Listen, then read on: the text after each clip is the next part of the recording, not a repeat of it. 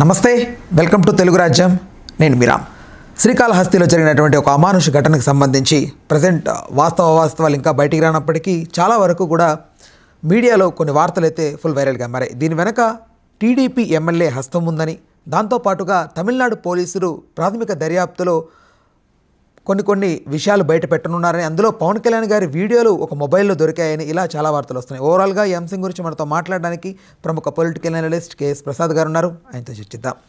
Sir నమస్తే. Sir నమస్తే అండి. సార్, కాళహస్తిలో వినుత కోట గారు ఇన్సిడెంట్కి సంబంధించి సార్ మీ వర్షన్ ఏంటి ఇందులో? ఎవరికి వర్షన్లో వాళ్ళకి ఏమి ఉండవు. యాక్చువల్గా తను యాస్పిరెంట్ ఈ కూటమి పొత్తు కుదుర్చుకునే నేపథ్యంలో తను అక్కడ కంటెస్ట్ చేయడానికి అవకాశం కుదరలేదు. బొజ్జల గోపాలకృష్ణ రెడ్డి గారు అబ్బాయి బొజ్జల సుధీర్ రెడ్డి గారికి అవకాశం వచ్చింది. అది యాక్చువల్గా లాస్ట్ మూమెంట్ దాకా ఫైనల్ కానీ సీటు లాస్ట్ ఇంకా 1 or 2 days అన్నట్టుగానే ఉన్న టైంలోనే చాలా షార్ట్ స్పాన్లోనే ఆ సీట్ డిసైడ్ అయింది. అక్కడ వాళ్ళిద్దరికీ పొరపచ్చులు అయితే చాలా విస్తారంగా ఉన్నాయి. నేను ఎప్పటి నుంచో చెప్తున్నట్టు క్షేత్రస్థాయిలో జనసేన తెలుగుదేశంకి చాలా విపరీతమైన విభేదాలు ఉన్నాయి.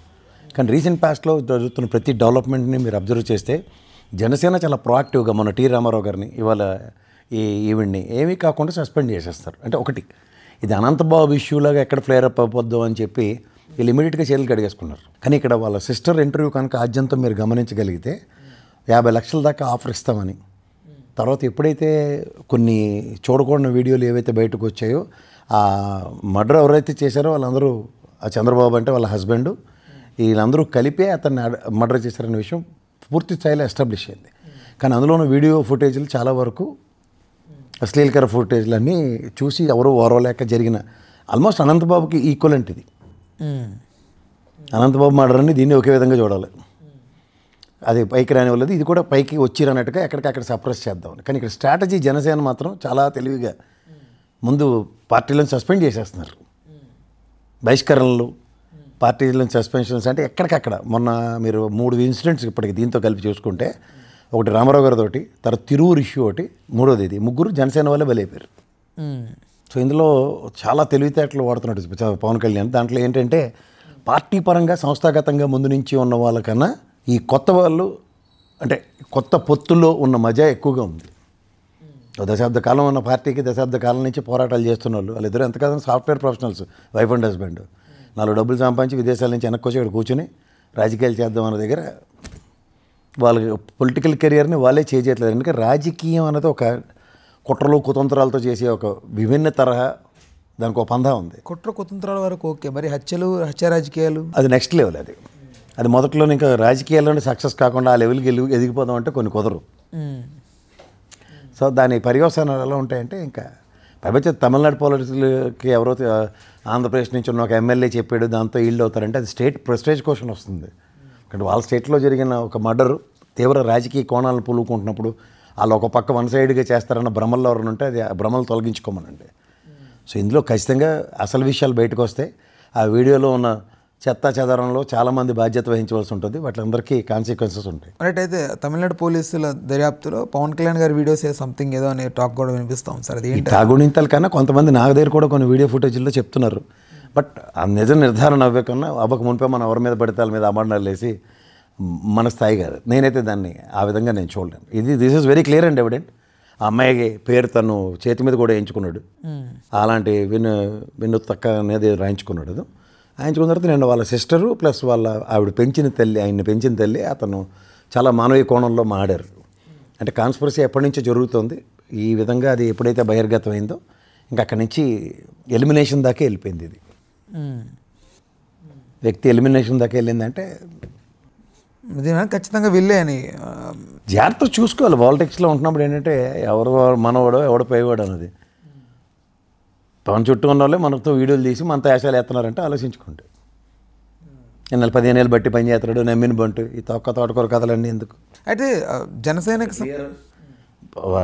బొజ్జల సుధీర్ రెడ్డి గారికి టికెట్ రావడం, ఈవిడికి రాకపోవడం, అక్కడి నుంచి ఫ్రిక్షన్ ఉంది. త్యాగాల పునాదుల మీద కూటమి ఏర్పడిపోయి గెలిచేసినంత మాత్రాన యాస్పిరెంట్స్ ఎప్పుడు వాళ్ళకి లోపల అంతర్గతంగా రగిలిపోతూనే ఉంటుంది. పిఠాపురంలో వరం ఒక్కడే అతీతుడు కాదు కదా. ఇలాంటి వాళ్ళు వినూత్న కూడా అదే కేటగిరీకి చెందిన వాళ్ళు. స్థానికంగా ఒక తెలుగుదేశం పరంగానే యాస్పిరెంట్గా ఉండి ఇది అవ్వడం కన్నా వీళ్ళు కూడా అదే తాపత్రయంలోనూ టికెట్ రాని కారణంగా వీళ్ళకి ఒక తెలియని ఒక ఇది ఉంటుంది. గెలిచిన తర్వాత ఇంకొంచెం శాశ్వతంగా పునాది వేసుకోవడానికి అతను ప్రయత్నాల్లో వీళ్ళు కనుమరుగవుతున్నప్పుడు ఖచ్చితంగా ఒక కోర్టు ఆపరేషన్లకి వాటికి ఇలాంటి వాళ్ళు బలవుతుంటారు. మరి టీడీపీ మౌనం ఏంటి సార్ దీని వెనక? ఏడు చేస్తారు, మౌనం కాకుండా వేసుకుంటే రంగు వేసుకుంటే తర్వాత ఉంటుంది. ఒక మహిళ విషయంలో గెలిచిన ఎమ్మెల్యే ఇమీడియట్గా దాన్ని వీడియోని ఎలా సప్రెస్ చేశారు? జ్ఞాపకం ఉంది, ఎలక్షన్ అయిన వెంటనే తిరుపతిలో ఇది సర్వసాధారణ కిరణ్ రాయల్ దీనికన్నా ముందు ఏమైంది, చాలా స్ట్రాటజికల్గా పార్టీని సస్పెండ్ చేశారు. ప్రతి విషయంలో చూడండి జనసేన. ఇవన్నీ ఆద్యంతం జరుగుతున్నాయి. ఆద్యంతం జనసేన సస్పెండ్ చేస్తున్నది. పార్టీని నమ్ముకొని పార్టీ కేడర్లో ఉన్న వాళ్ళు అంటే ఈ పని చేసినందుకు సస్పెండ్ చేసింది, దీన్ని సమర్థించవచ్చు. కానీ టీనామరావు ఏం చేసిండు? ఆయన 16 మంది డైరెక్టర్లు అంటే 14 మంది సోదరు డైరెక్టర్లు ఉంటారు. మెంటల్ రాదు ఏంది ఇదేనే. సో అన్నీ ఓవరాల్గా గమనించి మాట్లాడాల్సింది. బట్ పొలిటికల్గా ఏంటి ఫర్దర్ కెరీర్ ఎలా ఉండబోతుంది సార్? ఏం మూవ్స్ ఉంటాయి ఈ కూటమిలో? పవన్ కళ్యాణ్ ఇలా జహాపన సరెండరింగ్, నేను తుజ గ్రేటు అని చెప్పి సరెండరింగ్ పాలిటిక్స్ జరిగినంతకాలం కేడర్ కానీ రెండో శ్రేణి నాయకులు కానీ ఏం చేయలేరని మాత్రం వాస్తవం అర్థమవుతుంది. బట్ ఆయన సస్పెండ్ చేసుకుంటా పోతే చివరికి నాదెండ్ల మరియు పవన్ కళ్యాణ్ గారు మిగులుతారనే వాదనలు వినిపిస్తూ ఉన్నాయి. నిన్నే అండి వాళ్ళకి కావాల్సింది కూడా అదే. డిఫరెంట్ స్ట్రాటజీ కనబడుతుంది కదా, అది ఎవరి పార్టీలను విలీనం చేసేయడానికి చేస్తున్న రాజకీయం కింద కనబడుతుంది. అటుపక్క బీజేపీ, ఇటుపక్క తెలుగుదేశం తేల్చుకోవాల్సిన డెసిషన్ మేకర్ ఆయన చేతిలోనే ఉంది. ఇప్పుడు ఏదో దాంట్లో విలీనం అవడం తథ్యం. అది ఈ తర రాజకీయాలు చేస్తే ఖచ్చితంగా అదే next out frame. Janasena is equal to Maheshmati సామ్రాజ్యం లాగా అందరూ మాట్లాడుతూ ఉన్నారు సార్. నిజ నిజాలు బయటికి రాకుండానే అభియోగం మోపబడిన వెంటనే సస్పెండ్ చేస్తున్నారు ఏంటి అన్నట్టుగా మాట్లాడుతున్నారు. నువ్వు కానకుండా ఇప్పుడు ఎప్పుడైనా ప్రభాస్ గారిని కాకుండా రానా కానీ చేసేస్తే ఏమైంది? అలాగే మీరు ముఖ్యమంత్రి అవ్వండి బాబు అని వాళ్ళ పార్టీ కేడర్ గొల్లెడుతుంటే నేను కాదు ఆయన అవుతాడు, ఆయనకి నేను సరెండరింగ్ రాజకీయాలు చేస్తానని ఎవడైనా పార్టీ పెట్టాను చూడు. 10 సార్లు మాట్లాడతారు కదా కుమారస్వామి గురించి. ఆయన కూడా ఇప్పుడు నేను ఈ పార్టీకి వత్తాసు పలుకుతో వాళ్ళని గెలిపించడానికి నేను కృషి చేస్తున్నాను, నేను కింగ్ మేకర్ అవుతాననే ఎలక్షన్ ఉంటుంది. అప్పుడు తర్వాత జరుగుతాయి. అయితే వాళ్ళు కొంచెం తెలివిగా ముందుగానే ఒక పోస్ట్ అనేది పెట్టారనేది ప్రధానంగా మీడియాలో వినిపిస్తూ ఉంది సార్. అంటే మా దగ్గర మానేశాడు, మాకు సంబంధం లేదు ఏం జరిగినా కూడా, అంటే దీనికి ముందే ప్లాన్ వేసి ఇలా ఏమన్నా వాళ్ళ సిస్టర్తో మాట్లాడమంటే మాట్లాడనివ్వకుండా పక్కన ఇద్దరు కూర్చుని బెదిరించి కాళ్ళు చేతులు ఎరగొట్టినంత పని చేసి కాళ్ళు అవి సరిగ్గా నడవట్లేదు అన్ని విషయాలు మాడారు కదా వాళ్ళ సిస్టర్. ఇది మర్డర్ స్కెచ్లు అవన్నీ అలా ఉంటాయండి. బట్ ఇప్పుడు జనసేన చంద్రబాబు అన్నాడు గట్టి కొట్టిన తర్వాత చచ్చిపోతే ఎక్కడెందుకు ఈ దరిద్రం తీసుకెళ్ళి తమిళనాడు నదిలో ఎక్కడ పడేయండి అని చెప్పి పంపించడం కూడా పర్ఫెక్ట్ ఇన్ఫర్మేషన్ ఉంది ఆ కాన్స్పిరసీ ఆడియోస్లో చూడండి. అంటే ఇప్పుడు జనసేన ఇది కరాఖండిగా నిర్ణయాలు తీసుకోవడం ఇది సేఫ్ గేమ్ అని అనుకుంటున్నారా? సేఫ్ గేమ్ ముందు బురద చూడండి. వైఎస్ఆర్సీపీ ఎమ్మెల్సీ ఆ చెత్త చెదారాన్ని ఎన్నాళ్ళు 5 ఏళ్ళ పాటు భరించిందే లేదా? అలా వీళ్ళు భరించవలసిన ఉపద్రవం మేమైతే సస్పెండ్ చేసాం, వాడికి మాకు సంబంధం లేదు. అలాంటి వాళ్ళు పార్టీ ఉపేక్షించదు. ఇలాంటి పెద్ద స్టేట్మెంట్లు ఇవ్వడానికి బాగుంటుంది కదా. రివర్ డ్రైవర్ పార్టీ అని వినిపిస్తూ ఉంది సార్. జనసేనకి పేరు పెట్టారు కొంతమంది, అదేంటి దానికి? ఏదైనా బంగాళాఖాతంలో కలిసిపోతారు అని ఇలాంటివంటూ ఉంటారు కదా.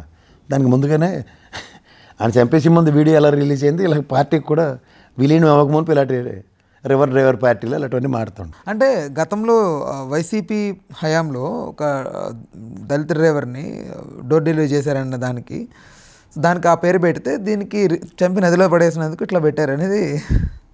ఏదైనా అవనండి సార్, అవి కొన్ని సమర్థించాల్సిన విషయాలు కాదు. కక్షలు కావేశాలతో ప్రాణాలు తీసేసుకోవడం అనేది ఎంతవరకు సమంజసం? ఎక్కడ ఉన్నాం మనం? ఇంకా ఏ కాలంలో ఉన్నాం? పాతరాతి యుగాల్లో ఉన్నామా? ఈ రెడ్ బుక్ రాజ్యాంగంలో ఇది కూడా ఒక బుర్ర తక్కువ రాజ్యాంగాలు అనేది రాసుకుంటే ఎలా ఉంటుంది? అసలు రాజ్యాంగానికి మనకు మూసుకుని ఇలా నడవండి అంటే ఈ రాజ్యాంగ విభిన్నంగా అవన్నీ రాస్తే ఎలాగుంటాయి? రాజ్యాంగానికి ఎంతమంది కృషి చేసి ఆ మహానుభావుడు అంబేద్కర్ చేతుల మీద రాజ్యాంగాన్ని మనకి ప్రసాదించిన తర్వాత దాని మీద గౌరవం పెంచుకోకుండా దానికి ప్యారల్గా ఇంకో రాజ్యాంగం రాస్తాను. రామాయణ కల్పవృక్షం అన్న దగ్గర రామాయణ విశ్వవృక్షం అని ఒక ఆవిడ రాసింది, అలాగే ఉంటుంది. ఏమవుతాయి కాన్సిక్వెన్సెస్? సమాజ హితం వేరు, సమాజంలో ఒక డెకరం ఉంటుంది, దాన్ని మెయింటైన్ చేయడం వేరు. ఎప్పుడైతే మనం సమాజం డెకరం మెయింటైన్ చేయకుండా విభిన్న పందాలు ఆప్ చేస్తూ ఉంటాం, రాజ్యాంగానికే విశ్వామిత్రుడు ప్రతిష్ఠలాగా బీరకాయ అంటే నేతి బీరకాయ, వంకాయ అంటే నీటి వంకాయ, అలా రాజ్యాంగం అంటే రెడ్ బుక్ రాజ్యాంగం మేము సృష్టిస్తాం.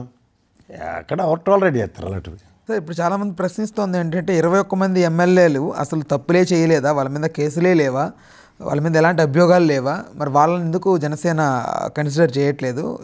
ఓన్లీ ఈ క్షేత్రస్థాయిలో ఉన్నటువంటి లీడర్స్ వాళ్ళ మీదకి ఎందుకు ఇంత వెయిట్? గెలిచారు కదా వాళ్ళు, వీళ్ళకి అవకాశాలు వల్ల వాళ్ళు గెలిచారు.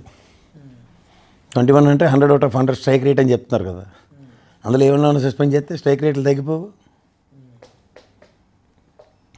అందులో 13 మంది అల్లాలు కాదు, వాళ్ళ మీద ఈయనేం చర్యలు తీసుకుంటాడు? అదే సార్, జనం ఇలా ప్రశ్నిస్తూ ఉన్నారు ప్రధానంగా. జనం ఇలాగే ప్రశ్నిస్తున్నారు ప్రధానంగా. 21లో 13 ఆయనవి కాదు, ఎవరి మీద ప్రశ్నిస్తాడు? ఎవరు కాదు మంచిగాళ్ళు.